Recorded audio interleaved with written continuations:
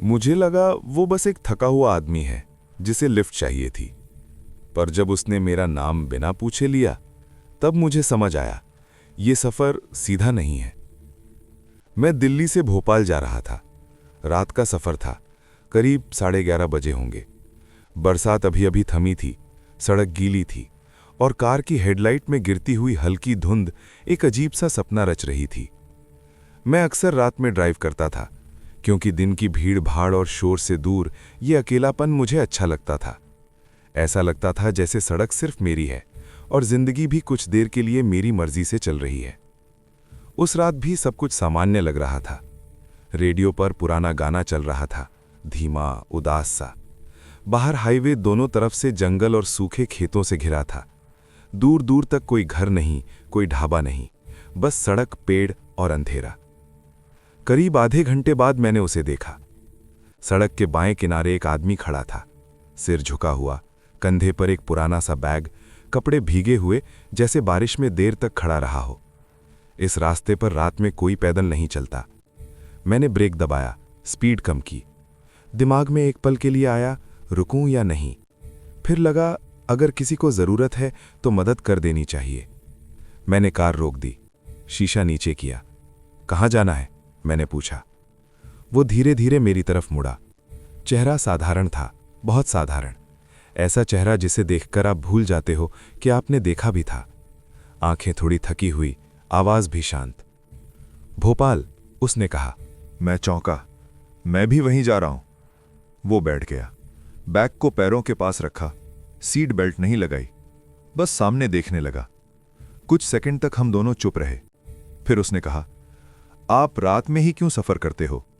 मैं हंसा। शांत रहता है, ट्रैफिक नहीं, दिमाग साफ रहता है।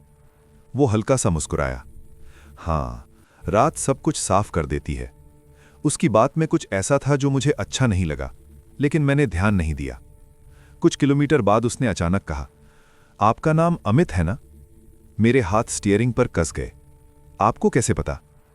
वो मेरी तरफ देखे बिना बोला, आपकी फाइल में लिखा था। कौन सी फाइल?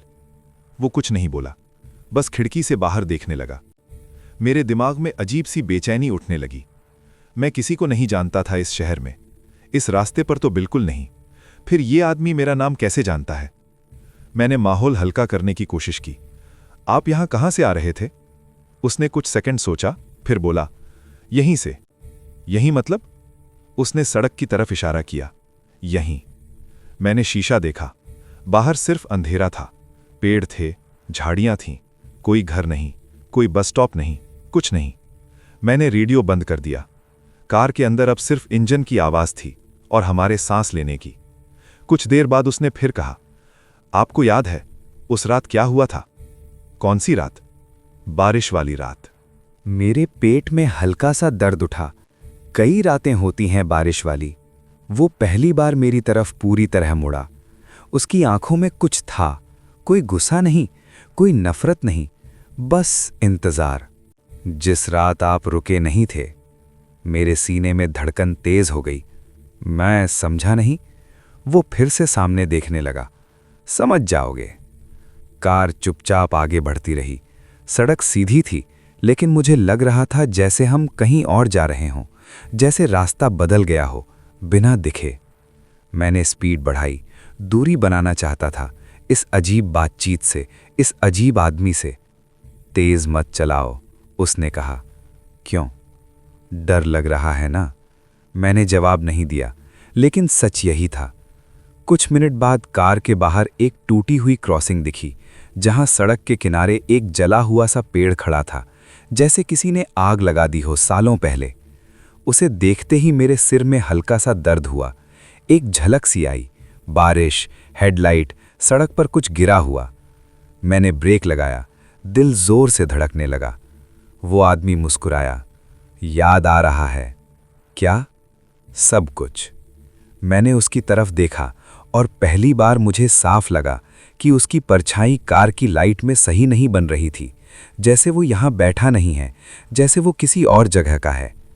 मेरे मुंह से बस इतना निकला, तुम कौन हो? वो शांत रहा, फिर बोला, मैं वही हूं जिसे तुमने उस रात सड़क पर छोड़ दिया था। उसके ये शब्द सुनते ही मेरे पूरे शरीर में सिहरन दौड़ गई। किसे छोड़ दिया था? मैंने धीमे से पूछा, जैसे डर हो कि जोर से पूछने पर जवाब सच हो जाएगा। वो खिड़की से बाहर देखने लगा। तुम्हें याद नहीं? बारिश, रात, हाईवे और हेडलाइट की रोशनी में पड़ा हुआ एक आदमी। मेरे दिमाग में जोर से कुछ टूटा, जैसे कोई पुरानी दीवार गिर गई हो। तस्वीरें आने लगीं, धुंधली टुकड़ों में। तेज बारिश, फिसलती सड़क, अचानक ब्रेक, कुछ टकराने की आवाज। नहीं, मैंने सिर हिलाया। ऐसा कुछ नहीं हुआ। वो मेरी तरफ मुड़ा। झूठ बोलना सबसे आसान होता है, खुद से। मेरे हाथ कांपने लगे। मैंने स्टीयरिंग और कसकर पकड़ लिया। अगर ऐसा कुछ हुआ भी हो तो तुम यहां कैसे? वो हल्की मुस्कान के साथ बोला, क्योंकि कुछ सफर खत्म नहीं होते, कुछ वहीं अटक जाते हैं। सड़क अब मुझे बदली हुई लग रही थी। वही पेड़, वही मोड़, लेकिन ऐसा लग रहा था जैसे हम बार बार उसी जगह से गुजर रहे हों, जैसे हाईवे एक गोला बन गया हो। हम आगे बढ़ रहे हैं ना? मैंने पूछा। तुम्हें क्या लगता है? उसने पलट कर पूछा। मैंने स्पीडोमीटर देखा। सुई चल रही थी, किलोमीटर बदल रहे थे, फिर भी बाहर का दृश्य वही था। वही जला हुआ पेड़, वही टूटा साइन बोर्ड। मेरे गले में सूखापन आ गया।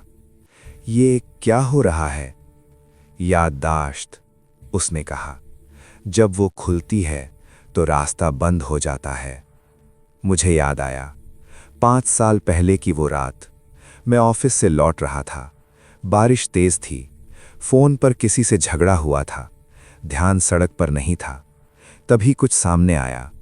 मैंने ब्रेक मारा, लेकिन देर हो चुकी थी। एक आदमी सड़क पर गिरा था, खून बारिश में घुलता हुआ। मैं कार से उतरा था, देखा था, सुना था उसकी धीमी सांस, और डर गया था। मैं भाग गया था।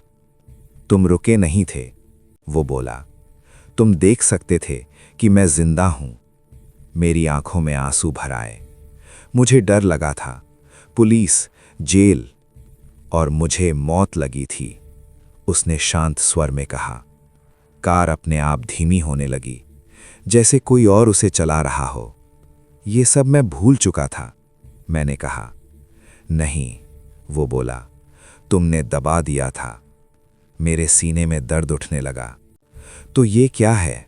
सजा? वो सिर हिलाने लगा। ये याद दिलाना है। मैंने आखिरी बार उसकी तरफ देखा। उसकी आंखों में अब कोई इंसान नहीं था, बस एक सवाल था, बिना शब्दों का सवाल। अगर मैं माफी मांग लूं तो? मैंने पूछा। वो बोला, माफी से सब कुछ हल्का हो सकता है, लेकिन बदल नहीं सकता। कार पूरी तरह रुक गई।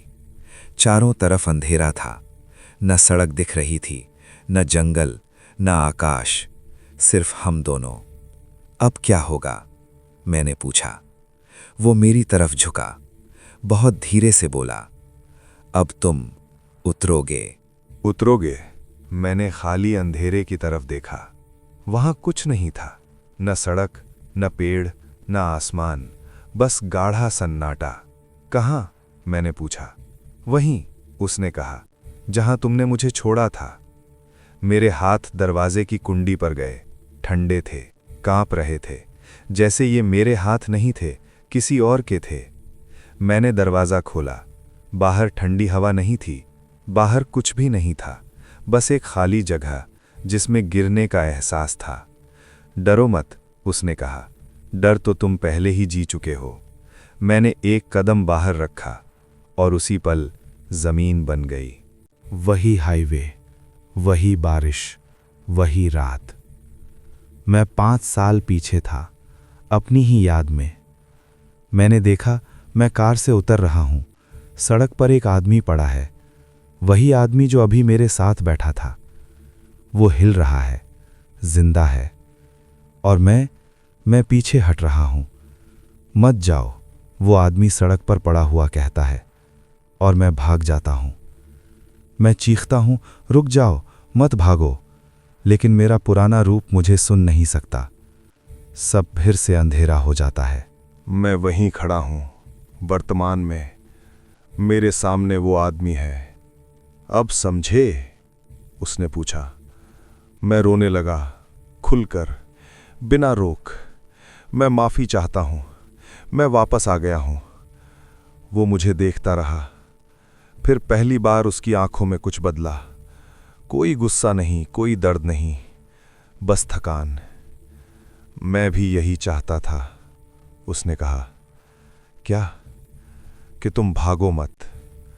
उसका शरीर हल्का होने लगा, जैसे धुआं, जैसे कोहरा। अब क्या होगा? मैंने पूछा। वो मुस्कुराया। अब तुम चल सकते हो। और तुम? मैं रुक जाऊंगा। वो गायब हो गया। मैं अकेला खड़ा था बारिश में। फिर सब धुंधला हुआ। मैं कार में बैठा था। सुबह हो चुकी थी। सड़क साफ थी। कोई नहीं था।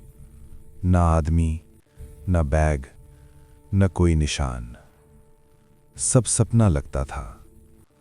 लेकिन मेरे फोन पर एक नया नोट था, बिना किसी नंबर के। अब मत भागना। मैं कार से उतरा। सड़क के किनारे एक छोटा सा पत्थर रखा। उस पर फूल रख दिए। मैंने पहली बार उस जगह को नाम दिया, उसकी याद में। मैं चला गया, लेकिन भागा नहीं।